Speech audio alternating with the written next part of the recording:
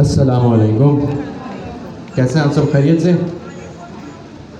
चलें, आपकी एनर्जी देख के अंदाज़ा हो गया है कि संडे का है, रमज़ान है और सुबह के 11 बजे। तो खैर, इट्स स्टिल अप्रिशिएटेबल कि आप लोग जो है वो रमज़ान में गर्मी में सुबह 11 बजे क्लास लेने आए, तो दैट्स वेरी नाइस। अच्छा जी, तो जो लोग जल्दी से आ रहे हैं प्लीज़ जल्दी से वो सेटल डाउन हो जाए ताकि हम जो है वो क्लास को स्टार्ट करें।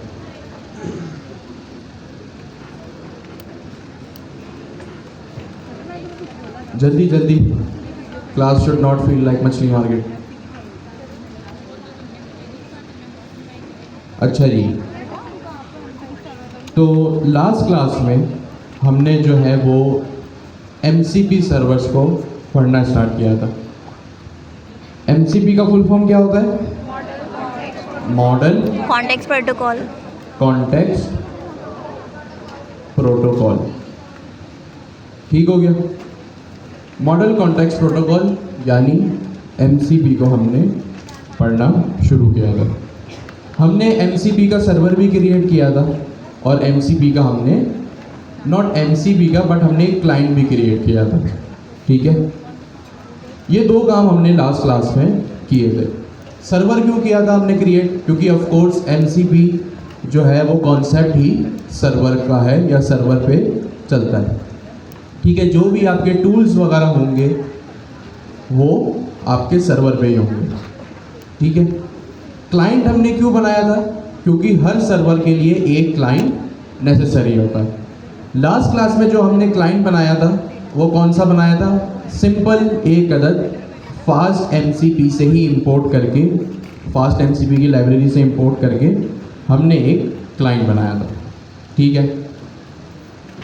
हमारा क्लाइंट कुछ भी हो सकता है, ठीक है। अभी आने वाली क्लासेस में या अभी इसी क्लास के एंड में आप देखेंगे कि हम किस तरह जो है वो अपने MCP सर्वर, अच्छा ये क्लाइंट कर क्या रहा था? इस क्लाइंट का क्या काम था? हमारे सर्वर से कम्युनिकेट करना। और सर्वर से कम्युनिकेट का क्या मतलब है? हमने सर्वर में एक चीज़ लास्ट टाइम जो है वो लिखी थी, वो क्या चीज़ थी? हमने MCP सर्वर जब क्रिएट किया था तो एक चीज़ हमने वहाँ फंक्शन बनाया था पाइथन का, ऑफ कोर्स। तो वो पाइथन का फंक्शन क्या था? नहीं, हमने MCP सर्वर बनाया था, ठीक है। उस MCP सर्वर में ऑफ कोर्स हमने एक पाइथन का फंक्शन लिखा था, डेफ और आगे जो भी फंक्शन का नाम था, इम्प्लीमेंटेशन थी। वो फंक्शन इटसेल्फ क्या था? टूल था। वो फंक्शन क्या चीज़ थी भाई? आपकी MCP का टूल था, ठीक है। और ये टूल वही टूल है जो आप एजेंट्स SDK के टाइम पर भी देख चुके हैं कि टूल का पर्पस क्या होता है? किसी भी एक्सटर्नल सोर्स को, किसी भी एक्सटर्नल सिस्टम को कम्युनिकेट अगर हमें करना हो तो हम किस चीज़ का यूज़ करेंगे? टूल्स का। तो हमने MCP सर्वर बनाया था सबसे पहले, उससे पहले हमने MCP की डिटेल थ्योरी देखी थी और फिर हमने एक अदद जो है वो MCP टूल क्रिएट किया था। जब टूल क्रिएट हो गया तो ऑफ कोर्स हर सर्वर के लिए एक क्लाइंट चाहिए होता है, क्योंकि as a user, end user, आप डायरेक्ट सर्वर से बात तो कर नहीं सकते हो, आपको हर सर्वर के लिए एक क्लाइंट चाहिए होता है। तो हमने फास्ट MCP के लाइब्रेरी से ही जो है वो एक या फ्रेमवर्क से जो है क्लाइंट बनाया था। और सिंपली हमने एक काम यहाँ पे ये किया था कि जो भी हमने टूल्स बनाए थे उसको हमने किस तरह यूज़ किया था? एक तो इंस्पेक्टर के थ्रू हमने ब्राउज़र में जाके लोकल होस्ट 6432 पे जाके, आपको अगर याद हो तो यहाँ पे एक वाइट कलर की विंडो आई थी ब्राउज़र पे, जिसमें हमने टूल्स पे क्लिक किया था और नीचे टूल्स के एक बटन था जिसका क्या नाम था? tools/list। सेम चीज़ को हमने कोड के ज़रिए यानी अपने पाइथन फाइल के ज़रिए भी किया था और हमने यहाँ पे एक फंक्शन कॉल किया था tools/list। ये दो काम हमने लास्ट क्लास में क्लाइंट से रिलेटेड और ये काम हमने सर्वर से रिलेटेड किया था। आज भी हमारा फोकस कुछ ऐसा ही होगा, बट हमारे कोर कंपोनेंट्स पे जो एमसीपी के कोर कंपोनेंट्स हैं हमारा फोकस उसी पे होगा, बट हम जो है वो टूल्स देख चुके हैं और अब जो है वो हम यहाँ पे रिसोर्सेज और प्रॉम्प्ट वगैरह भी देखेंगे। खैर,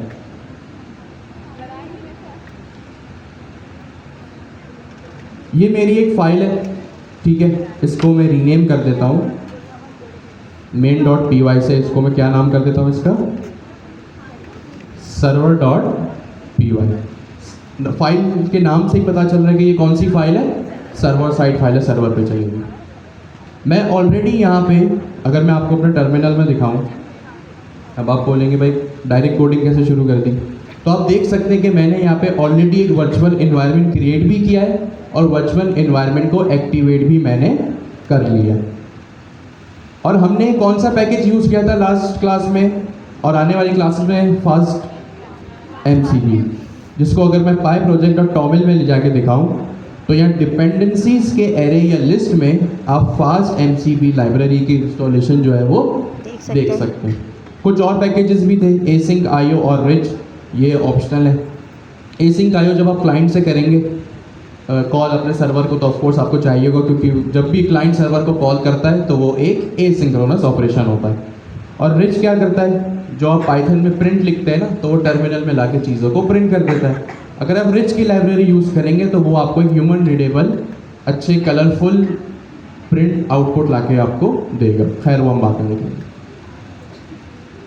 हमने क्या किया था, हमने काम शुरू किया था अपना टूल बनाने से। मैं यहाँ लिखूंगा fast from fast MCB import fast MCB. ठीक हो गया जी, सिंपल इज दैट। सॉरी, ये मैंने यहाँ पे लाइब्रेरी को इंपोर्ट कर लिया। अब आप देख सकते हैं इसका नाम बिल्कुल फास्ट एपीआई से मिलता जुलता है, बट फास्ट एपीआई और फास्ट एमसीबी दोनों बिल्कुल अलग अलग चीज़ है। फास्ट एपीआई आपके पाइथन की लाइब्रेरीज या पाइथन का फ्रेमवर्क है जिसमें आप एपीआईज लिखते हो, और फास्ट एमसीपी वो है जिसमें आप अपने एमसीपी सर्वर्स वगैरह बनाते हो। नाम सेम है बट दोनों का काम बिल्कुल डिफरेंट है। तो ये काम सबसे पहले मैंने इसको इंपोर्ट किया। फिर जैसे हम फास्ट एपीआई में इंस्टेंस बनाते थे अपनी एप्लीकेशन का, हम फास्ट एमसीपी में भी अपनी एप्लीकेशन का क्या करेंगे, इंस्टेंस बनाएंगे या ऑब्जेक्ट बनाएंगे। ठीक हो गया, ये सिंपल काम हमने किया था। नाम इसका ऑफ कोर्स एक वेरिएबल है, नाम इसका कुछ भी इस तरह का हो सकता है, बट आप कोशिश करें कि नाम वही हो जो पढ़ते ही समझ आ जाए। अब अगर मुझे एक टूल बनाना है तो मैं किस तरह टूल को बनाऊंगा,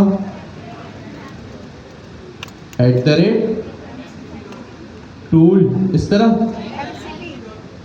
मैं किस तरह लिखूंगा, @mcp.tool राउंड ब्रैकेट्स, और यहाँ मैं लिख दूंगा एसिंक डेफ, और यहाँ मैं सिंपली एक स्टैटिक स्ट्रिंग प्रिंट करवा देता हूँ कि गेट माई आईपी एड्रेस। यहाँ मैंने रिटर्न कोई भी स्टैटिक स्ट्रिंग करवा दी जिसका नाम मैंने रख दिया 192.0.0.1, सिंपल। अच्छा, इसकी इम्प्लीमेंटेशन देख के मैंने फंक्शन का नाम क्या रखा है, गेट माई आईपी एड्रेस। मैं एक और फंक्शन बनाता हूँ,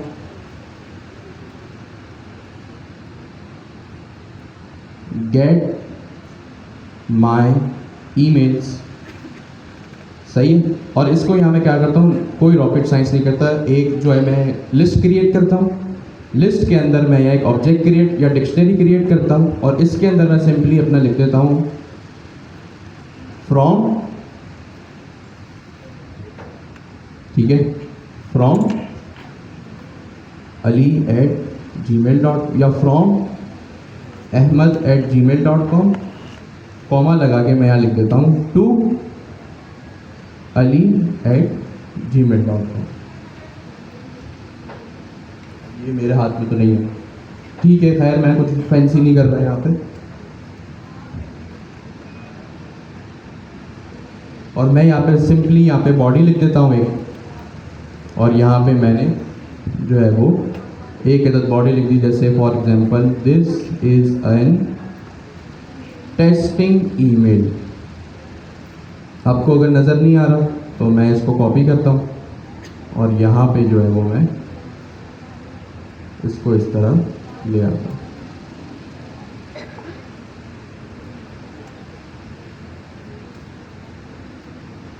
सिंपली जब भी आपको फास्ट एमसीपी में एक टूल क्रिएट करना होता है तो आप एक डेकोरेटर लगाते हो @mcp.tool का। जैसे आप फास्ट एपीआई में करते थे ना @app.get, आप यहाँ पे एमसीपी में क्या करते हो @mcp.tool। तो ये इसको टूल कंसिडर कर लेता है। फिर मैंने यहाँ पे लिखा गेट माई ईमेल्स और यहाँ पे सिंपली मैंने एक लिस्ट रिटर्न करा दी और इसमें एक जेसन रिटर्न करा दी। मैं चाहता तो उसको डिक्शनरी भी रख सकता था, खैर वो बहस नहीं है। इससे पहले मैंने कौन सा फंक्शन बनाया था, गेट आईपी एड्रेस। कोई बता सकता है मैंने इस तरह के फंक्शन के नाम क्यों रखे? मैं फॉर एग्जांपल गेट फाउंडर ऑफ पाकिस्तान रख देता या गेट 1965 कॉन्स्टिट्यूशन रख देता। सोचने दे, पहले मेरा सवाल कंप्लीट होने दे, जिसको सोचना है उसको सोचने दे। मैंने इस तरह के फंक्शंस के नाम क्यों रखे या इस तरह के फंक्शंस क्यों बनाए जो ये रिफ्लेक्शन दे रहे हैं कि ये मेरा पर्सनल डाटा है या मेरी ऑर्गेनाइजेशन से रिलेटेड डाटा है? सोच के बताएं भाई। मैं कुछ भी रख सकता था, who is the founder of Pakistan, और यहाँ पे एक स्ट्रिंग रिटर्न करा देता। मैं 1965 कॉन्स्टिट्यूशन या जो भी हिस्टोरिक डाटा है वो रख देता। इन फंक्शंस को जिसका नाम है गेट माई ईमेल्स या एक और फंक्शन जो मैंने बनाया गेट माई आईपी एड्रेस, ये वो फंक्शन है जो मेरा पर्सनल डाटा रिफ्लेक्ट कर रहे हैं। ऐसा ही है, यस और नो? Yes sir. ठीक है। आईपी एड्रेस भी भाई मेरा पर्सनल है, आपका अपना पर्सनल होगा। मेरे ईमेल्स भाई मेरे होंगे, आपके जो है वो अपने पर्सनलाइज होंगे। इस तरह के फंक्शन ही मैंने यहाँ पे क्यों रखे? जी करंट डेटा है। एग्जैक्टली जी, आप में से कोई कुछ कह रहा था जी, और आप कुछ कह रही थी? सही है, और किसी ने कुछ ऐड करना है? ठीक है, एग्जैक्टली भाई हम टूल्स में वही चीज़ें क्रिएट करते हैं जो लार्ज लैंग्वेज मॉडल के पास नहीं होती। लार्ज लैंग्वेज मॉडल जो है वो आपका एक हद तक, एक तारीख तक ही जो है वो डाटा पे ट्रेन होता है। उसकी एक कट ऑफ डेट होती है कि भाई मेरी कट ऑफ डेट ये है, मेरे पास जो डाटा है वो यहीं तक का है। अब आपका पर्सनल डाटा तो उसके पास जो है वो बिल्कुल भी नहीं है, चाहे वो आपका आईपी एड्रेस हो, आज की करेंसी का रेट हो, आज का वेदर हो, आपके पर्सनल ईमेल्स हो, आपके व्हाट्सएप के मैसेजेस हो, आपकी गिटहब की रेपोजिटरी हो, आपकी वर्सल की जो अकाउंट है उस पर डिप्लॉय किए हुए प्रोजेक्ट्स हो, आपके हगिंग फेस, रेलवे, AWS, ये सारी चीज़ें क्या है? आपकी अपनी पर्सनल है। कौन सी चीज़ें? ये सारी आपकी पर्सनल चीज़ें। तो पर्सनल चीज़ों का एक्सेस जो है वो आपके लार्ज लैंग्वेज मॉडल के पास नहीं होता। तो इसीलिए इस तरह की चीज़ें जो है वो टूल्स में आप क्रिएट करते हो। अब इसको हम कॉल बाद में कर लेंगे, फिलहाल यहाँ से आपको आइडिया मिल गया। अगर मैं अपनी पिछली क्लास की रेपो में जाऊँ, डायरेक्टरी में मैं गया क्लास 20, तो यहाँ पे आपको एक कमांड मिलेगी इंस्पेक्टर की, ये रही नहीं है npx, ये आपकी लास्ट क्लास में हमने जब इस कमांड को चलाया था, पहले इसको इंस्टॉल किया था इंस्पेक्टर को, और फिर जो है वो हमने UI में जाके या ब्राउज़र पे जाके जो है वो हमने अपने टूल्स को गेट किया। तब देखिए यहाँ पे इंस्पेक्टर इंस्टॉल हो रहा है। इंस्पेक्टर क्या करता है? इंस्पेक्टर सिंपल एक टूल है, एक एलिमेंट है जो आपके ब्राउज़र पे, जो कि यूज़र फ्रेंडली है, बिगनर फ्रेंडली है, सही है, जो क्या करता है आपके ब्राउज़र पे जाके आपको आपकी तमाम चीज़ें लिस्ट करके लाके दे देता है। मैंने इसको यहाँ पे यस किया,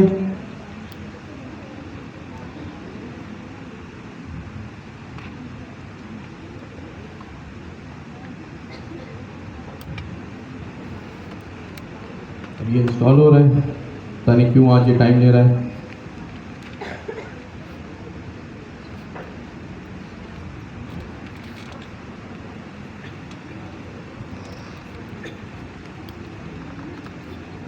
स्टार्टिंग अप इंस्पेक्टर, और जैसे मैंने इसको इंस्टॉल किया ये खुद ब खुद जो है वो ब्राउज़र में जाके ओपन हो जाएगा। ऑफ कोर्स इससे पहले मुझे फास्ट एमसीपी का एक सर्वर भी जो है वो चलाना पड़ेगा। मैं डी ड्राइव में आया, मैंने लिखा C D DIR class 21 virtual environment को किया मैंने एक्टिव। अच्छा ये वो काम है जो हम बहुत दफ़ा कर चुके हैं, इसलिए मैं तेज कर रहा हूँ।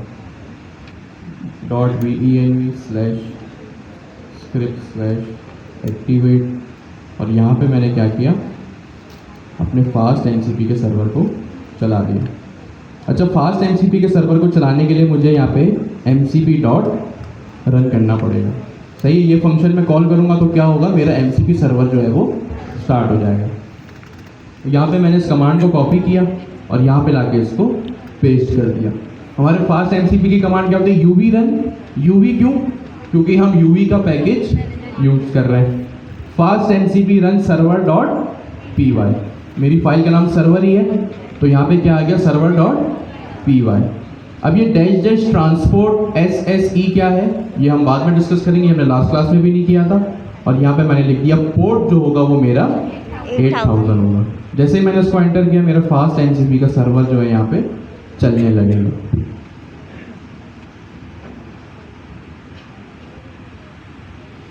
तो खैर ये सब हमने किया था लास्ट क्लास में कि सबसे पहले हमने फास्ट एमसीपी को डाउनलोड किया पैकेज को, फिर हमने एक टूल बनाया।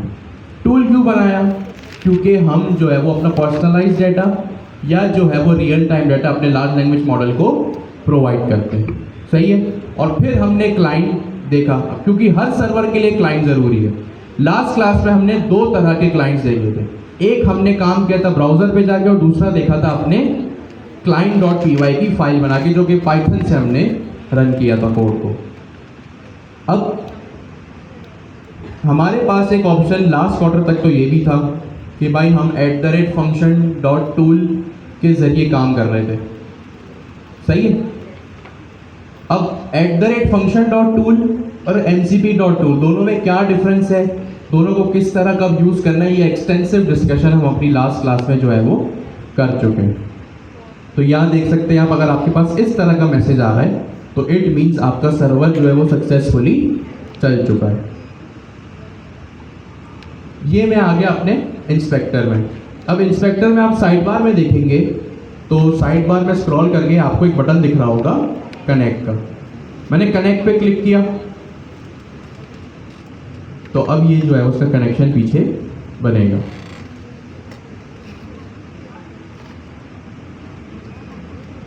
यहाँ पे देखिए ये चल रहा है, इसका मतलब मुझे सर्वर से रिस्पॉन्स आ रहा है। ठीक हो गया। आगे की चीज़ें आपको पता है कि भाई यहाँ पे जो है वो टूल/लिस्ट का एक बटन आएगा जिसमें मैं क्लिक करूँगा तो जो फंक्शंस अभी मैंने बनाए हैं गेट माई ईमेल एड्रेस और गेट माई IP एड्रेस, वो जो है वो मुझे यहाँ पे आके लिस्ट हो जाएंगे। ठीक हो गया जी। हम आते हैं अपने आज के टॉपिक की तरफ।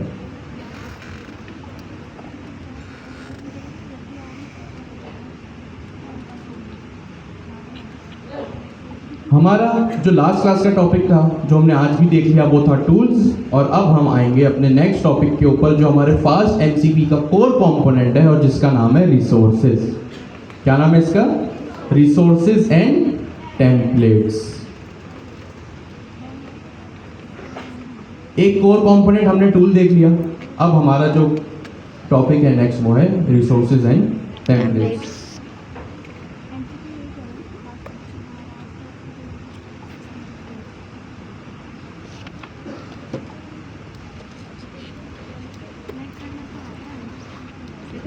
ये आपको ये पहली लाइन अगर समझ में आ गई तो इट मीन्स आपको रिसोर्सेज का कॉन्सेप्ट और टॉपिक आसानी से समझ में आ जाएगा। ठीक है, रिसोर्सेज को याद रखने के लिए आपको सिर्फ एक चीज़ याद रखनी है। सही है, अभी क्योंकि आप mcp.tool पढ़ के आ रहे हैं ना, तो हो सकता है एक सवाल आपके जहन में आए, और वो सवाल आपके जहन में अगर आता है तो बस आपको ये पहली लाइन आपका जवाब है। सही है, एमसीपी टूल हमने देख लिया कि भाई यूज़र का डाटा, पर्सनलाइज डाटा जो है वो एक्सपोज करने में लार्ज लैंग्वेज मॉडल को काम आता है। यहाँ तक तो हमें हर चीज़ जो है वो क्लियर है। अब एक कॉन्सेप्ट आता है हमारे पास रिसोर्सेज का। किसका कॉन्सेप्ट आता है? रिसोर्सेज का। Resources represents data. सही है। अब एक चीज़ तो हमने एमसीपी टूल में भी देखी थी, डेटा। एक अल्फाज वही मिलता जुलता यहाँ भी आ गया। सही है। अब एमसीपी टूल आपने पढ़ लिया, आपको समझ आ गया, आप HNSD के टाइम से पढ़ रहे हैं, वो आप अपने जहन में रखिए, बट अभी उसको थोड़ा सा ब्रेक लगाइए। Resources represented data, all files that an MCP client can read। सही है। साफ इंग्लिश लिखी हुई है कि भाई रिसोर्सेज वो डाटा या वो फाइल्स होती हैं जिसको MCP क्लाइंट जो है वो पढ़ सकता है, रीड करता है। बस सिंपल इज दैट। और आगे यहाँ पे और भी चीज़ें लिखी हुई। And resources templates extend this concept by allowing clients to request dynamically generated resources based on the parameters. ये बात की बात है। रिसोर्सेज भी दो तरह के होते हैं, एक स्टैटिक एक डायनेमिक, और वो चीज़ भी आपने ऑलरेडी पढ़ी हुई है। सही है। तो एज सच उसमें कोई भी नई चीज़ नहीं है। आपने यहाँ पे क्या एक लाइन पढ़ी कि भाई रिसोर्सेज जो है वो एक डाटा होता है। रिसोर्सेज क्या होता है? एक तरह का डाटा होता है। अब वो डाटा कहीं से भी हो सकता है, चाहे वो आपके डेटाबेस में हो, चाहे वो आपकी कोई फाइल में हो। आपने कोई PDF की फाइल दे दी, वो आपकी CV हो सकती है। कोई वर्ड की फाइल दे दी, या आपने कोई भी JSON फाइल अपने लार्ज लैंग्वेज मॉडल को दे दी। जाहिर सी बात है वो चीज़ क्या है? डाटा है। वो चीज़ क्या है? डाटा है। MCP can read. अब एक चीज़ आपको ध्यान में रखनी है, वही बात कि रिसोर्सेज क्या करते हैं? डाटा को एक्सपोज करते हैं। रिसोर्सेज क्या करते हैं? डाटा को एक्सपोज कर सकते हैं। वो डाटा क्या होता है? कहाँ होता है? आपके डेटाबेस में भी हो सकता है, और आपके किसी नॉर्मल सी फाइल में भी हो सकता है। ये चीज़ तो क्लियर है कि भाई MCP रिसोर्सेज में भी डाटा की ही बात हो रही है। सबसे पहला पॉइंट तो ये अपने जहन में रखें। MCP रिसोर्सेज में किस चीज़ की बात हो रही है? डाटा की ही बात हो रही है। अब चाहे वो आपके डेटाबेस का डाटा हो, या चाहे आपकी किसी लोकल फाइल में या क्लाउड पे रखा हुआ डाटा हो। तो एक बात तो क्लियर हो गई कि MCP रिसोर्सेज में किस चीज़ की बात हो रही है? डाटा की। अब यहाँ लिखा है व्हाट आर रिसोर्सेज। अच्छा, बाय द वे आप पूछे कि मैं ये कहाँ से पढ़ रहा हूँ, तो हमारे पास फास्ट MCP आप गूगल पे जाके लिखेंगे ना, तो पहली ही website welcome to fast MCP की आएगी। ठीक है। यहाँ पे साइड बार में आके आप देखेंगे, लेफ्ट साइड पे साइड बार में स्क्रॉल करेंगे, कोर कंपोनेंट्स में आप आएंगे, तो कोर कंपोनेंट्स में आके आप रिसोर्सेज पे आएंगे। तो ये चीज़ें मैं वहीं से पढ़ रहा हूँ। ठीक है। एक बात क्लियर हो गई, रिसोर्सेज क्या है? रिसोर्सेज में भी बात डाटा की ही हो रही है। Resources provide read only access to data for the LLM। सारी कहानी बस इस एक लाइन की है। सही है। आपसे कोई पूछे ना रिसोर्सेज क्या होता है, तो आपने क्या जवाब देना है? रिसोर्सेज में भी डाटा की ही बात होती है। ऑफ कोर्स MCP है, तो बात किस चीज़ की हो रही है? डाटा की हो रही है। अब आपसे पूछे कोई कि भाई डाटा क्या, पहले तो आप लोग इस हाईलाइटेड सेंटेंस को उर्दू में ज़रा ट्रांसलेट करें।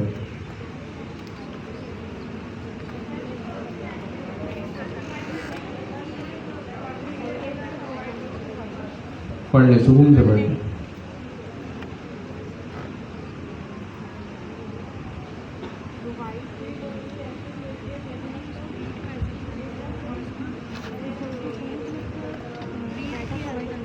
क्या समझ में आया? रिसोर्सेज यानी डाटा की बात हो रही है। रीड ओनली का क्या मतलब होता है? सिर्फ जिस चीज को मैं सिर्फ पढ़ सकता हूँ उसको मॉडिफाई का मतलब उसमें कोई छेड़खानी, उसको चेंज, उसको अपडेट या उसमें नई चीजों का एडिशन मैं नहीं कर सकता। तो रिसोर्सेज क्या होता है? आपके लार्ज लैंग्वेज मॉडल के लिए वो डाटा होता है जो सिर्फ और सिर्फ क्या हो, Read only. Read only. क्या हो, Read रीड ओनली। आप एक रेस्टोरेंट में गए, आपने मेन्यू मंगाया, मेन्यू की लिस्ट आपके सामने, क्या आप सिर्फ उस मेन्यू को पढ़ सकते हो? वो मेन्यू आपके लिए रीड ओनली है या उसमें मजीद चीजें आप ऐड कर सकते हो? Read only. वो क्या होता है भाई? वो सिर्फ और सिर्फ रीड ओनली। रीड ओनली होता है। सही है। आपका क्वेश्चन पेपर एग्जामिनेशन का, अब क्वेश्चन पेपर में जो सवाल आया आप बस उसको रीड कर सकते हो, उसमें कोई नया सवाल ऐड या जो एग्जिस्टिंग चीजें उसको ऐड रिमूव नहीं कर सकते। मॉडिफाई का क्या मतलब होता है? मॉडिफाई का मतलब है किसी चीज में कोई चीज नई ऐड कर दो, अपडेट कर दो, यानी जो एग्जिस्टिंग चीज है उसमें से कुछ हटा दो। रिसोर्सेज क्या होता है? सबसे पहली चीज रिसोर्सेज की जब भी बात होगी एमसीपी में, उसका क्या मतलब होगा कि भाई बात जो है वो हमारी डाटा की ही हो रही है। अब जो लोग एक साल से फंक्शन टूल पढ़ रहे हैं, अभी एमसीपी टूल भी पढ़ चुके, उनके जहनों में भी ये बात बैठी हुई है कि भाई एमसीपी टूल में भी बात किस चीज़ की होती है? डाटा की। किस चीज़ की होती है? डाटा की। लेकिन रिसोर्सेज में भी बात डाटा की हो रही है, लेकिन वो कौन सी ऐसी चीज़ है जो दोनों को अलग अलग करती है? आपका एक सवाल अब बनेगा ना भाई, रिसोर्सेज क्या होता है? डाटा होता है। और डाटा किस चीज़ का होता है? रीड ओनली होता है। अब आप लोग काफ़ी टाइम से @function.tool भी पढ़ रहे हो, अभी आपने mcp.tool भी पढ़ लिया, अब आपने रिसोर्सेज देखा। सही है। क्या डिफरेंस है एमसीपी टूल में और रिसोर्सेज में? एक बात तो ये सिमिलैरिटी है, सेम है, एक जैसी है कि दोनों में जो बात होती है वो किस चीज़ की होती है? डाटा की होती है। तो भाई अब सवाल आया कि ये तो कंफ्यूजन है। कंफ्यूजन नहीं है, मैं आपसे पूछता हूँ या कोई भी टेक्निकल राउंड में आपसे पूछे कि भाई एमसीपी टूल और MCP client, sorry MCP tool और एमसीपी रिसोर्सेज, दोनों में फिर डिफरेंस क्या है? तो आपने बस ये जवाब देना है कि जो रिसोर्सेज होती हैं उसमें सिर्फ और सिर्फ क्या होता है? रीड ओनली डाटा होता है। क्या होता है? रीड ओनली डाटा होता है। और mcp.tool में क्या होता है? रीड ओनली डाटा नहीं होता, उसमें आप क्या कर सकते हो? चीज़ों को मॉडिफाई कर सकते हो, या एक टेक्निकल टर्म में आप अपनी चीज़ों पे या अपने ऑपरेशंस पे एक्शन परफॉर्म कर सकते हो। क्या कर सकते हो? एक्शन परफॉर्म कर सकते हो। सही है। तो बस ये डिफरेंस है।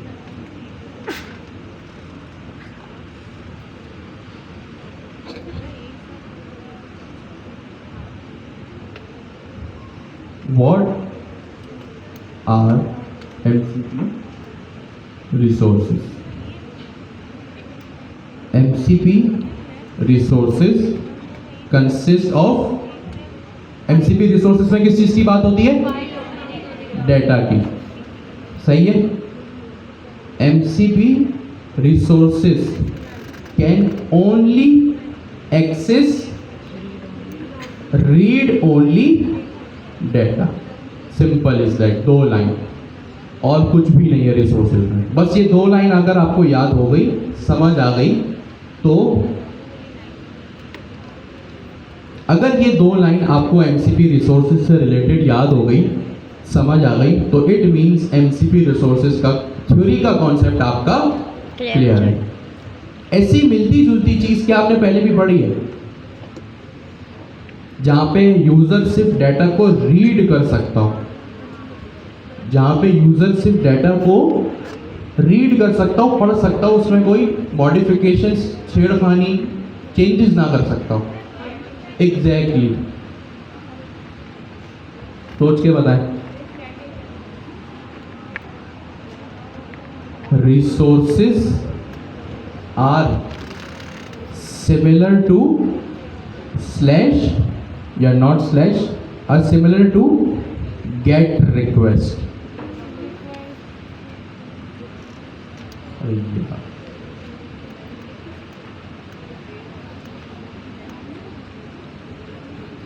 MCP resources are similar to get request.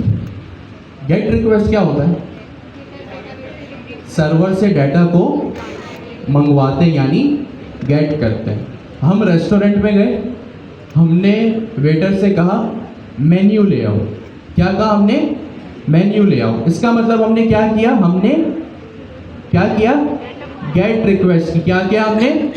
Gate request की।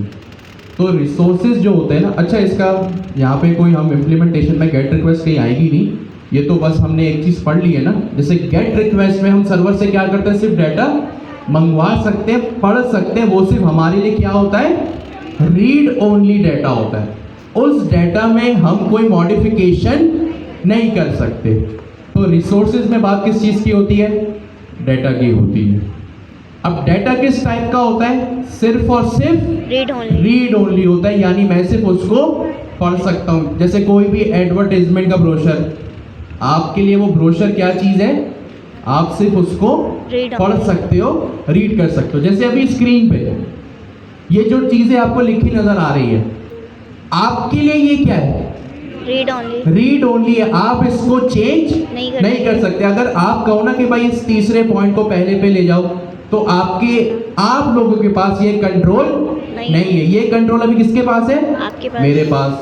आप लोगों में से काफ़ी लोग अभी नोट्स बना रहे हैं, तो अगर मैं आपको कहूँ कि भाई अपने नोट्स में जिस तरह आप बुलेट पॉइंट्स में लिख रहे हो, बुलेट पॉइंट्स में मत लिखो, इसको टेबल बना के रॉज एंड कॉलम्स में लिखो, तो मेरे पास इस चीज़ का एक्सेस नहीं है।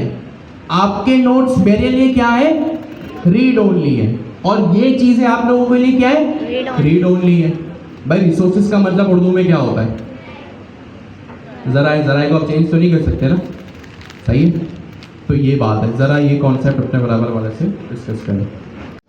तो अभी हमने क्या डिस्कस किया कि भाई जो रिसोर्सेज होते हैं वो रीड ओनली डाटा होते हैं। As simple is that. इससे आसान लफ्ज़ों में ना मैं बता सकता हूँ, ना आप याद रख सकते हैं।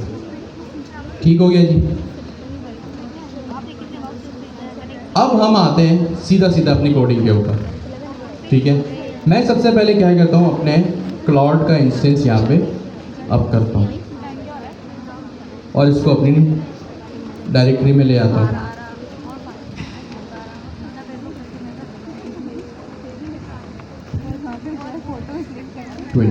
ठीक हो गया जी। मैं इसी क्लास 21 में हूँ, जहाँ पे अभी जो है वो मैंने क्लास के स्टार्ट में आपको mcp.tool बताया। मैंने यहाँ पे क्लाउड को अप किया। अब डाटा क्या होता है? रीड ओनली होता है। वो डाटा किसी भी तरह का, कोई भी उसकी जो है वो सोर्स ऑफ ट्रुथ हो सकता है। अभी के लिए हमारे डाटा का सोर्स ऑफ ट्रुथ क्या होगा? एक सिंपल जेसन की फाइल। ये कुछ भी हो सकता है। जेसन फाइल हो सकती है, आपकी पीडीएफ हो सकती है, आपकी वर्ड फाइल हो सकती है, पावर पॉइंट हो सकता है, आपकी ऑर्गेनाइजेशन का, कंपनी का पर्सनल डाटाबेस भी यहाँ पे हो सकता है। मैंने यहाँ पे सिंपल लिखा, सही है।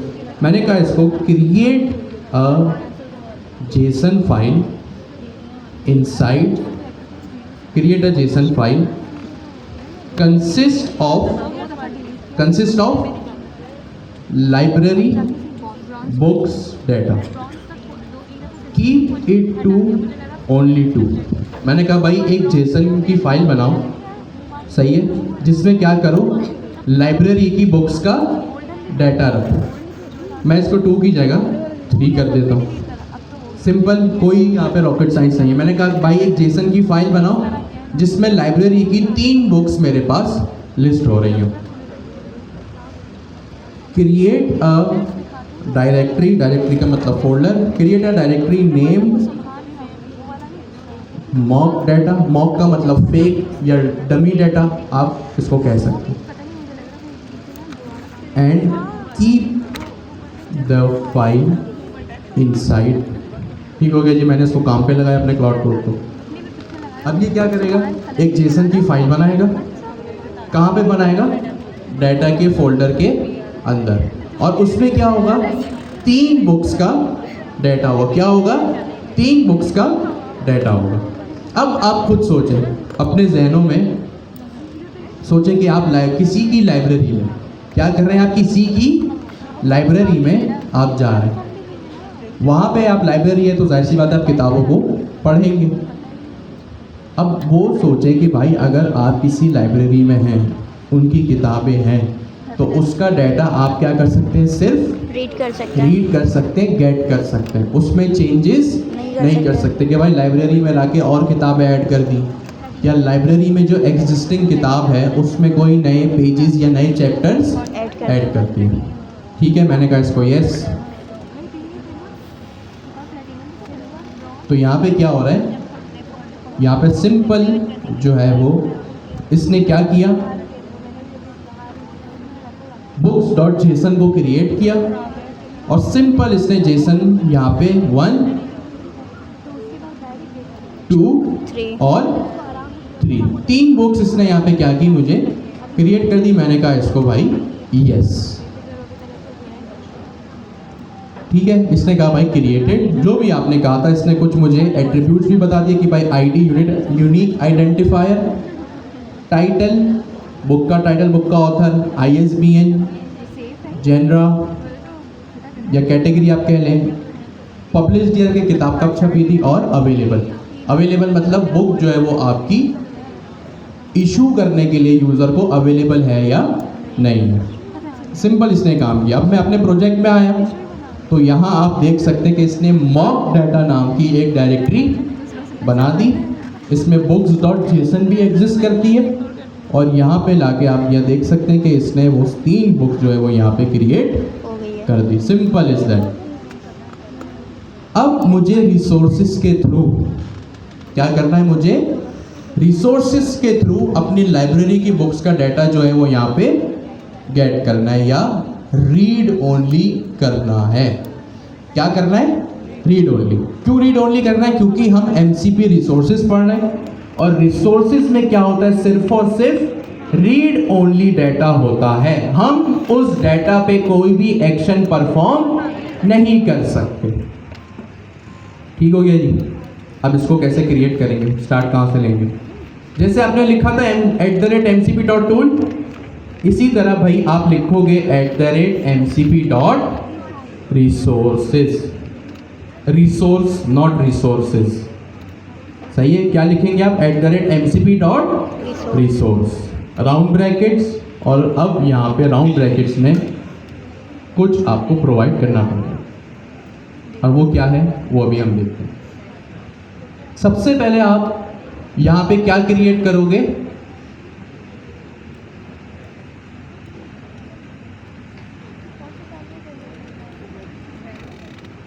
सबसे पहले आप यहाँ क्या लिखोगे, अपने एंड पॉइंट या रीड ओनली डाटा की स्कीम स्लैश प्रोटोकॉल। क्या लिखोगे, स्कीम स्लैश प्रोटोकॉल। आपको याद है जब आप लोग APIs पढ़ रहे थे तो आपने कुछ इसी तरह का काम किया था, और वो क्या किया था, मैं कहता हूँ आपसे, जैसे आपने जब Q2 में, आपको याद है आपने बुक्स APIs या जेसन प्लेस होल्डर API पढ़ी थी। मैं यहाँ पे बुक्स API उठा लेता हूँ। अब जब हमने किसी चीज़ को पहले पढ़ा होता है ना, तो उस चीज़ को जहन में रख के रिजेम्बलेंस देकर नई चीज़ को पढ़ना थोड़ा सा आसान हो जाता है। ये बुक्स API का डाटा, ये वही एंड पॉइंट है जो आप लोगों ने Q2 में पढ़ा था। बुक्स API, ये आपकी क्या है, बुक्स API का पूरा URL। अगर मैं आपसे पूछूं अभी इस URL के केस में कि इसमें स्कीम क्या है या प्रोटोकॉल क्या है, तो आप मुझे क्या जवाब देंगे, सोच के बताओ। प्रोटोकॉल क्या है मेरा, HTTPS क्या है भाई मेरा, प्रोटोकॉल। HTTPS क्या है मेरा, प्रोटोकॉल। फिर वही एग्जांपल जो हमारे क्लास में डिस्कस कर रहे हैं मोबाइल नंबर की।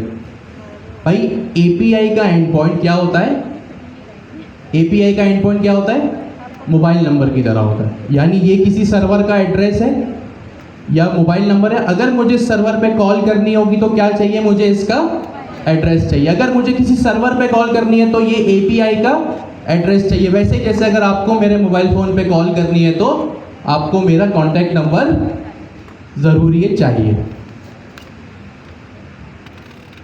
मैं आपसे पूछता हूँ, आप सब दिन में 1000 कॉल सबको करते हो, अगर ये HTTPS नहीं होगा तो क्या होगा, मेरा जो है वो सर्वर पे रिक्वेस्ट नहीं जाएगी। क्यों? क्योंकि प्रोटोकॉल होना ज़रूरी है। मैं आपसे पूछता हूँ, मोबाइल फ़ोन की एग्जांपल में ऐसी कौन सी चीज़ है जो अगर आप मोबाइल नंबर में ना लगाएं तो कॉल नहीं लगेगी, क्योंकि वो प्रोटोकॉल है? कोड। सवाल सुन लें, आपके सामने ये चीज़ मौजूद है, ये एंड पॉइंट है या URL है। URL क्या होता है? किसी भी, ये मेरे सर्वर का URL है जो बुक्स API पे जाकर रिक्वेस्ट करेगा, और ये इसका प्रोटोकॉल है। API का URL क्या होता है? जैसे आपका और मेरा मोबाइल नंबर, किसी के सर्वर पे कॉल करनी है तो URL होना ज़रूरी है। आपको मेरे मोबाइल पे कॉल करनी है तो मेरा मोबाइल नंबर आपके पास होना ज़रूरी है। अब मोबाइल फ़ोन की एग्जांपल में अगर ये मेरा मोबाइल नंबर है,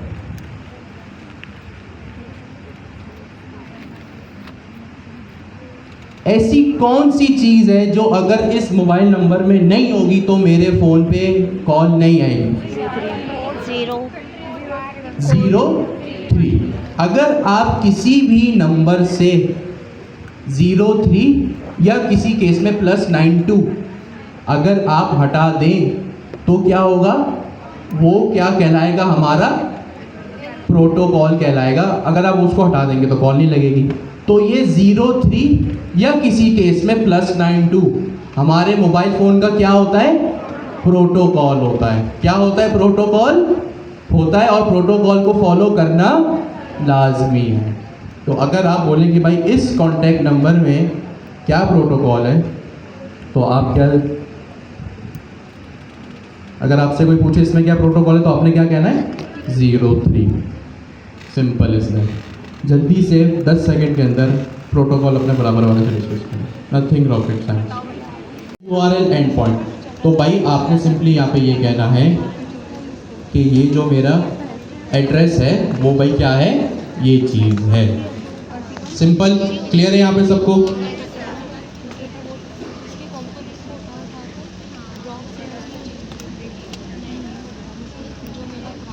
तो ये सिंपल सी चीज़ जो है वो आपके जैसे HTTP एंड पॉइंट्स में होती है ना, सिंपली जो चीज़ आपके HTTP एंड पॉइंट्स में होती है वही चीज़ जो है वो आपके MCP के रिसोर्सेज में भी होगी। जो आपके MCP रिसोर्स का जो URL बनता है ना, वो किस तरह बनता है? आपके स्कीम और एड्रेस का कॉम्बिनेशन होता है। क्या होता है? आपके स्कीम और एड्रेस का कॉम्बिनेशन होता है। जैसे ये HTTPS मेरा क्या है? प्रोटोकॉल। अच्छा, आप इसको स्कीम कहें या प्रोटोकॉल कहें, एक ही बात है। HTTPS क्या है? प्रोटोकॉल है या स्कीम है। और इसके बाद जो चीज़ है वो क्या है? आपका सिंपली एड्रेस है। यानी प्रोटोकॉल के बाद जो आपका एक्चुअल एड्रेस होता है या प्रोटोकॉल के बाद जो आपका एक्चुअल मोबाइल नंबर होता है वो चीज़ होती है एड्रेस। तो ये दो चीज़ें मिला के आपके रिसोर्सेज का भी URL बनता है। ठीक है, सबसे पहले अब हम कोडिंग करते हैं। मुझे रिसोर्स लिखनी है।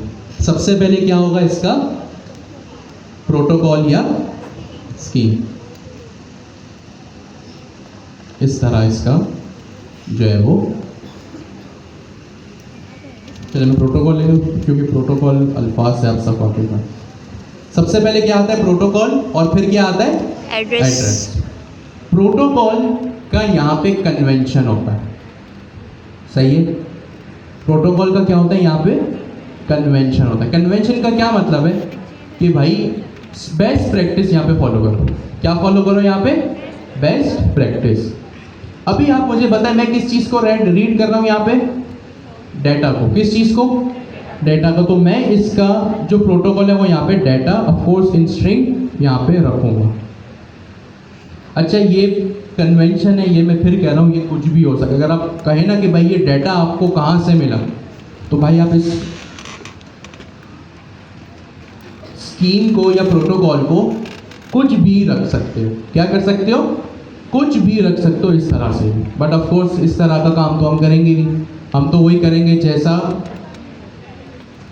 कन्वेंशन होता है, सही है। तो यहाँ पे सपोज करें मैं किस चीज़ को पढ़ रहा हूँ, डेटा को, तो मैंने यहाँ पे लिख दिया डेटा कॉलन स्लैश स्लैश, ऐसा ही था ना, https:// ऐसा ही होता है। तो यहाँ पे भी ये चीज़ जो है वो यही है। मैंने क्या लिखा, डेटा कॉलन स्लैश स्लैश, और आगे इसका क्या करूँगा मैं, एड्रेस URL बना दूंगा, एड्रेस बना दूंगा, जो मैं लिख दूंगा लाइब्रेरी या बुक्स अंडरस्कोर डेटा, इस तरह से। यहाँ पे ये सबसे पहली चीज़ क्या होती है, प्रोटोकॉल। सबसे पहली चीज़ क्या होती है, प्रोटोकॉल। तो यहाँ पे मैंने प्रोटोकॉल डिफाइन कर दिया कि भाई ये चीज़ जो है वो मेरा डाटा है। मैं इस प्रोटोकॉल को इस तरह से भी रख सकता हूँ, बट काफ़ी ऐसे प्रोटोकॉल्स हैं जो ऑलरेडी प्री डिफाइंड है, दुनिया उनको डिफाइन कर चुके, यूज़ कर रही है, तो सबने उसी को बेस्ट प्रैक्टिस बना के उसी को यूज़ करना शुरू कर दिया। आप इंटरनेट पे जाएंगे, अपने क्लाउड कोड से पूछेंगे, वो आपको लंबी चौड़ी लिस्ट भी जो है वो प्रोवाइड कर देंगे। तो अगर आपसे कोई पूछे कि भाई इसको किस तरह आप क्रिएट करोगे, तो बस आपने क्या करना है, ये सोच के इसको क्रिएट करना है कि भाई कौन सी ऐसी चीज़ है जो इसका नाम सही से एक्सप्लेन करेगी। वरना अब तो क्लाउड कोड का टाइम है, ये चीज़ आपको खुद क्लाउड कोड भी करके दे देगा। तो यहाँ पे मैंने लिख दिया डाटा। इसका एड्रेस क्या होगा, इसका एड्रेस भी यहाँ पे जो है वो कुछ भी हो सकता है। मेक श्योर करें कि भाई ये चीज़ जो है वो आप सेंसिबल रखें, पढ़ते ही समझ आ जाए, क्योंकि ये चीज़ जो है वो फिर बाद में आगे जाके आपके क्लाइंट को भी प्रोवाइड करनी है। जो आप क्लाइंट वगैरह बनाएंगे ना, वो भी आप इसको यहाँ पे प्रोवाइड करेंगे। Simple is that. तो ये यहाँ पे मैंने क्या किया, एक प्रोटोकॉल और एड्रेस क्रिएट कर दिया। अब मुझे क्या चाहिए, ये तमाम बुक्स चाहिए जो मैंने कहाँ पे, यहाँ अपने जेसन में रखी हुई है। मुझे क्या करना है, यहाँ पे वो सारी की सारी बुक्स चाहिए जो मैंने यहाँ जेसन में अपनी रखी हुई है। कोई बता सकते हैं पाइथन में जेसन डेटा मंगवाने का क्या तरीका है?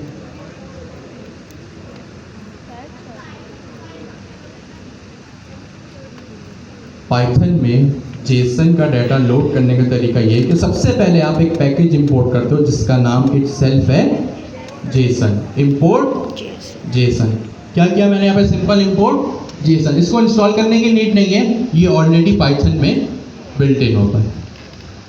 अब यहाँ पे मुझे क्या करना है, डाटा को इंपोर्ट करना है। क्या करना है, डाटा को इंपोर्ट करना है। कहाँ से इंपोर्ट करना है, इस books.json की फाइल से। तो उसको मैं किस तरह करूँगा, मैं यहाँ पे लिखूँगा विथ, क्या नाम था उस ऑपरेशन का, विथ ओपन। आपने फाइल सिस्टम पढ़ा है पाइथन में। फाइल सिस्टम क्या होता है, जब भी आप ओपन करते हो ना, आप यहाँ पे क्या करते हो, एक फाइल का जो है वो यहाँ पे रेफरेंस देते हो। क्या करते हो, यहाँ पे रेफरेंस देते हो विथ ओपन। और यहाँ पे अब मैं URL प्रोवाइड करूँगा किसका, अपनी जेसन फाइल का। क्या प्रोवाइड करूँगा, URL या डेस्टिनेशन पाथ। और ये books.json कहाँ पर है, मेरे मॉक डाटा नाम की एक डायरेक्टरी है, उसमें एक फाइल है books.json। तो मैं यहाँ लिखूंगा with open, of course in string, sorry, mock underscore data slash books.json as r. As r का क्या मतलब है, रीड करने के लिए जो है वो मैं इसको यूज करूंगा। और यहाँ पे मैं सिंपली लिख दूंगा return books underscore, sorry r. क्या हो गया भाई, कुछ कर दिया मैंने।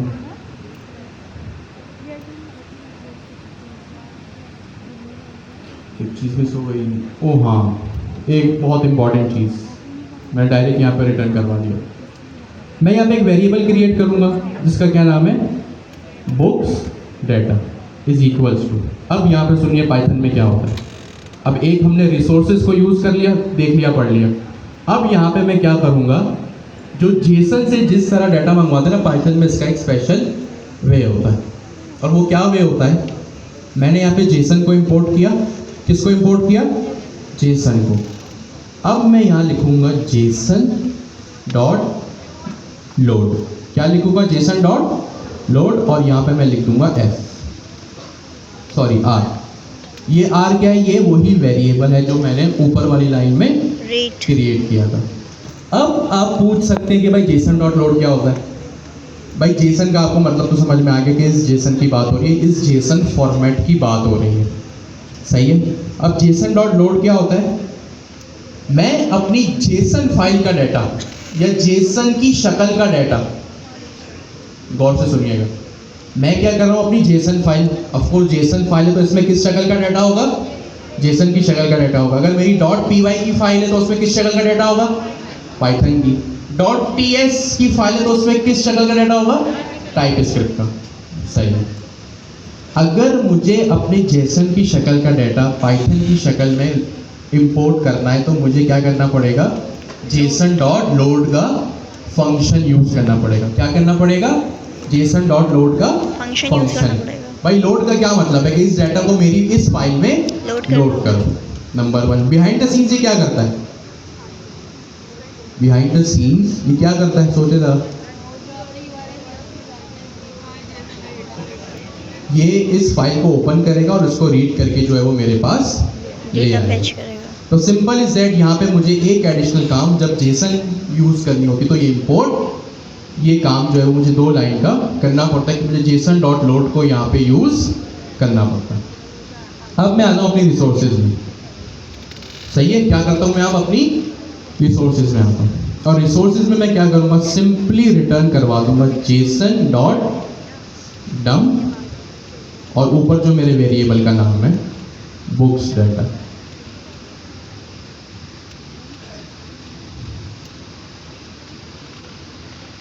ठीक हो गया जी? डायरेक्ट रिटर्न नहीं करने दे रहा, वो फंक्शन तो बनाएंगे ना, डेव गेट ऑल बुक्स। अब ठीक है, मैं इसको कॉपी करता हूँ, इसको मैं यहाँ पे ले, ठीक है।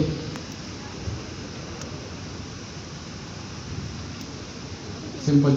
इससे पहले मैं क्या करता हूँ, इस चीज़ को भी मैं यहाँ पे कॉपी करता हूँ और मैं यहाँ पे इसको लिख देता हूँ।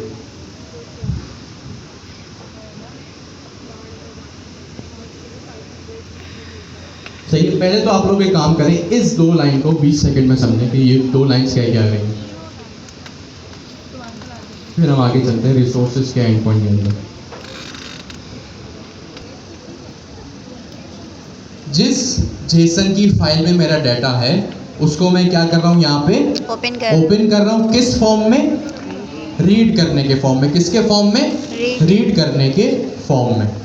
फिर मैंने एक वेरिएबल बनाया बुक्स डाटा और यहाँ पे मैंने क्या किया? जेसन डॉट लोड, और मैंने कहा कि भाई जो डाटा रीड कर रहे हैं उसको यहाँ पे लोड कर दो। इस लोड का दूसरे लफ्ज़ों में, आसान लफ्ज़ों में पता है या टेक्निकल में क्या मतलब है? लोड का फंक्शन क्या करता है? ये आपके जेसन फॉर्मेट डाटा को पाइथन में कन्वर्ट, पाइथन की डिक्शनरी में कन्वर्ट करता है। किस में कन्वर्ट करता है? पाइथन की डिक्शनरी में। अभी हमने क्या डिस्कस किया कि डॉट जेसन की फाइल में किस शक्ल का डाटा होता है? जेसन का। टाइप डॉट टी एस की फाइल में किस शक्ल का डाटा होगा? डॉट टीएस टाइप स्क्रिप्ट का। इसी तरह जेसन को मैंने यहाँ पे किस फाइल में इंपोर्ट किया? डॉट पी वाई में। किस में इंपोर्ट किया? डॉट पी वाई में। अब जब मैंने डॉट पी वाई में किया तो हम डायरेक्ट जेसन पे तो काम करते नहीं हैं। पाइथन की फाइल में जब जेसन आ रही है तो इसके लिए हम क्या करेंगे? जेसन डॉट लोड करेंगे। क्या करेंगे? Jason dot load. Jason dot load क्या करता है? हमारे जेसन को पाइथन की डिक्शनरी में कन्वर्ट कर देगा। अब यहाँ पे क्या हो रहा है? एमसीपी रिसोर्सेज, जो कि क्या है भाई? Read only data. अब हम यहाँ पे पढ़ने लगे। मैंने कहा गेट ऑल बुक्स, और यहाँ पे मैंने क्या रिटर्न कराया? JSON dot dump books data. ये बुक्स डाटा का वेरिएबल कहाँ से आया? जो आपने यहाँ पे ये वेरिएबल फाइल को ओपन करते हुए बनाया था, ये डाटा यहाँ पे यहीं से आ गया। अब जेसन डॉट डम्प्स का क्या मतलब है? क्या मतलब है इसका? जेसन डॉट लोड का क्या मतलब है कि भाई ये जेसन को लोड करेगा किस फॉर्म में? पाइथन की डिक्शनरी की फॉर्म में। किस फॉर्म में? पाइथन की डिक्शनरी की फॉर्म में।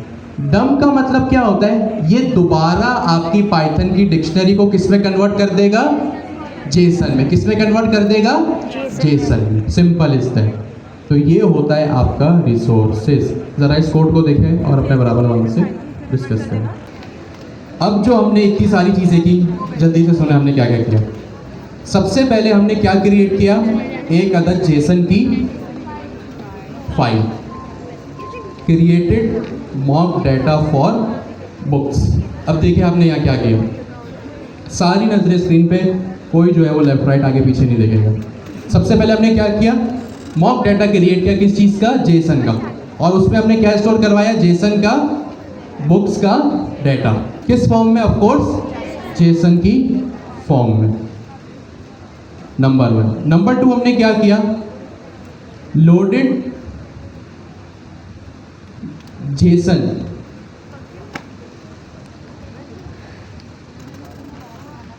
Into .py file. क्यों? क्योंकि जो जेसन की शक्ल का डाटा था हमने उसको किस शक्ल में कन्वर्ट किया? पाइथन की शक्ल में। पाइथन की शक्ल से क्या मुराद है? हमने इसको किस में कन्वर्ट किया? डिक्शनरी में। सही है। तीसरी चीज, अब हमने क्या किया? हमने अब जो है वो अपना रिसोर्स बनाया। क्या बनाया हमने? अपना रिसोर्स बनाया। Created read only resource. क्या बनाया? Read only resource. Read only क्यों लिखा है मैंने? क्योंकि रिसोर्सेज जो होता है वो सिर्फ और सिर्फ क्या होता है? रीड ओनली होता है। ठीक हो गया जी। फिर हमने क्या किया? हमने सबसे फिर पढ़ा कि भाई mcp डॉट रिसोर्स। क्या पढ़ा हमने? mcp dot resource. और वो हमने कैसे पढ़ा? हमने ये देखा कि भाई सबसे पहले आप अपना प्रोटोकॉल डिफाइन करते हो और फिर उसका एड्रेस डिफाइन करते हो। क्या डिफाइन करते हो? एड्रेस डिफाइन करते हो। फिर हमने क्या किया?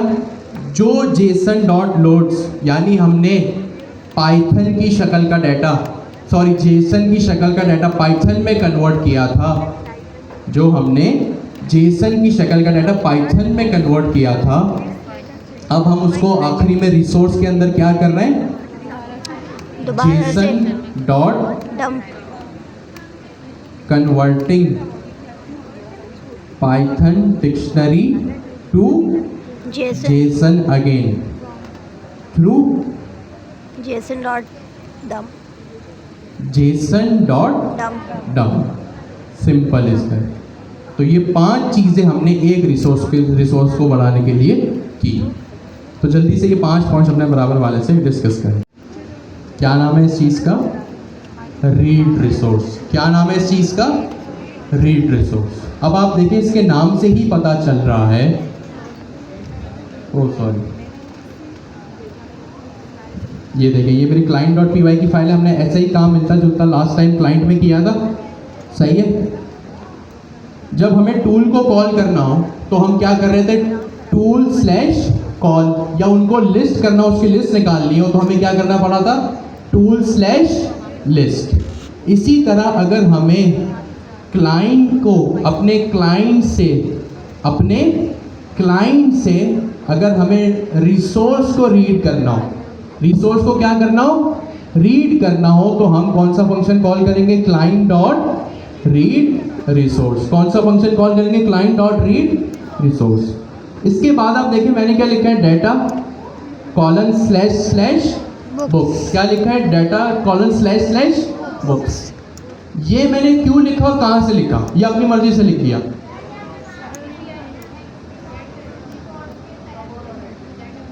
प्रोटोकॉल और सोचे ये जो मैंने डाटा :/ बुक्स लिखा है, ये मैंने कहां से लिखा या मैंने अपनी मर्जी से लिख दिया? इसके पीछे कोई लॉजिक है या मैंने अपनी मर्जी से लिख दिया? इसके पीछे एक लॉजिक है, और वो लॉजिक क्या है कि यहाँ पे मैंने सेम वही एड्रेस लिखा है जो मैंने अभी अपने यहाँ पे मेंशन किया था। डेकोरेटर के पैरामीटर में इस तरह से लिखा था। Data :/ books _ data. यहाँ पे अगर मैं डाटा एडिशनल है तो मैं इसको अगर हटा दूंगा तो आपके सर्वर का ये एड्रेस, ये मेरी कौन सी फाइल है, server.py। कौन सी फाइल है ये मेरी, server.py। और ये मेरी कौन सी फाइल है, कौन सी फाइल है ये मेरी, client.py। तो मेरे सर्वर में जो एड्रेस है वही एड्रेस मुझे यहाँ पे देना पड़ेगा, सही है। अब आप मेरा आपसे एक सवाल है, मैंने क्या क्या बुक्स का डाटा पढ़ लिया, क्योंकि लाइब्रेरी में जो बुक्स होती है वो सिर्फ चीज़ें मैं क्या कर सकता हूँ, रीड कर सकता हूँ, नंबर 1।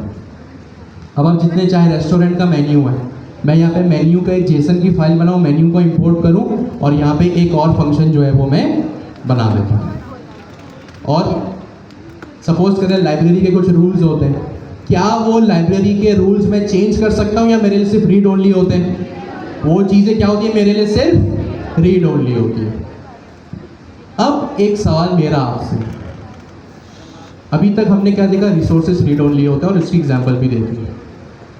और जो हमने सबसे पहले क्लास के स्टार्ट में डिस्कस किया था कि भाई रिसोर्सेज और टूल में क्या डिफरेंस है।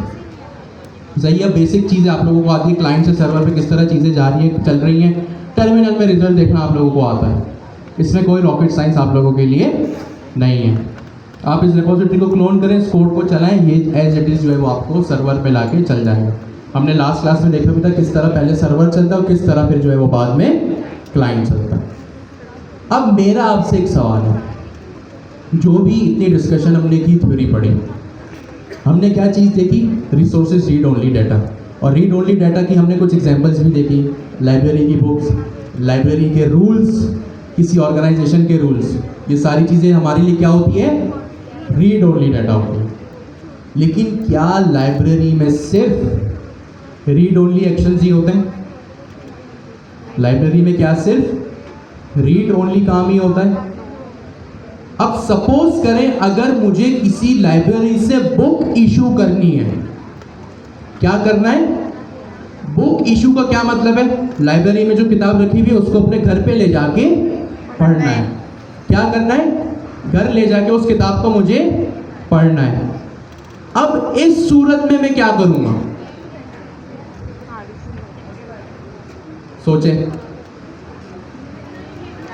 एग्जैक्टली और बताएं, सोचें। सारा कॉन्सेप्ट, सारा गेम, इतनी पढ़ाई के बाद अब सिर्फ और सिर्फ ये कि आपका दिमाग कितना चल रहा है। कोड तो क्लाउड कोड लिख रहा है, आपको रेपोजिटरी भी मिल रही है, दिमाग कितना चल रहा है अब ये मैटर करता है।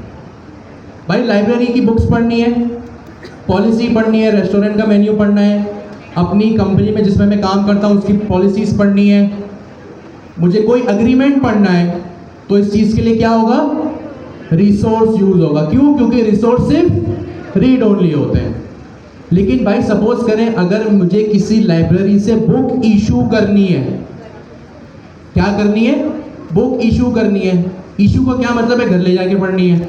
अब ये रीड ओनली तो है नहीं भाई, इशू का जो प्रोसेस है, जो एक्शन है, सही है, इशू का जो प्रोसेस है, जो एक्शन है। भाई अभी आप ये डाटा मेरी स्क्रीन पे पढ़ रहे हैं, आपके लिए क्या है, रीड ओनली है या रिसोर्स है। आप कहते हैं नहीं भाई मैं इस गिटहब रेपोजिटरी में चेंज करना चाहता हूँ। भाई आपके लिए मेरी गिटहब रेपोजिटरी क्या है, रीड ओनली है। आपको मेरी इस गिटहब रेपोजिटरी में चेंजेस करने या मॉडिफिकेशन करनी है या एक्शन परफॉर्म करना है, तो रिसोर्सेज से तो ये चीज़ हो नहीं सकती। क्यों? क्योंकि रिसोर्सेज क्या होते हैं, रीड ओनली होते हैं। ऐसी कौन सी चीज़ है जो एक्शन परफॉर्म करने के लिए मुझे अलाउ करेगी, सोचें। वो चीज़ होगी मेरी MCP टूल। कौन सी चीज़ होगी, MCP टूल।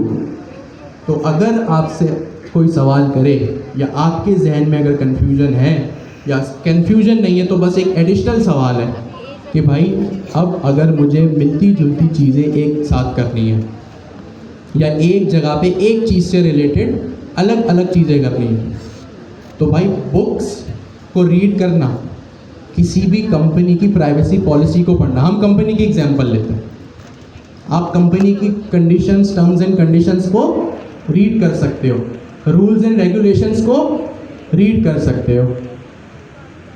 लेकिन सपोज करें अगर आप कोई HR सिस्टम में आपको अगर कि अपने एम्प्लॉयज़ की सैलरी रिलीज़ करनी है, अब किसी की सैलरी पता होना और एक्चुअल में नए मंथ की शुरू की डेट्स में उसको सैलरी रिलीज़ करना, ये क्या है? दो अलग अलग चीज़ें। क्या है ये? दो अलग अलग चीज़ें। भाई आपको XYZ की सैलरी पता करनी थी, आपने रिसोर्सेज के ज़रिए कर ली।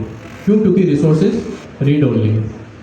अब अगर आपको सैलरी ट्रांसफ़र करनी तो ट्रांसफ़र करना क्या है भाई? एक एक्शन है। क्या है? एक एक्शन है। इसके लिए क्या चीज़ यूज़ होगी? @MCP tool. क्या यूज़ होगी? @MCP tool. तो ये डिफरेंस आपको पता होना चाहिए, क्योंकि हमने ये शुरू में देखा कि भाई MCP टूल्स में और रिसोर्सेज में किस चीज़ की बात हो रही है?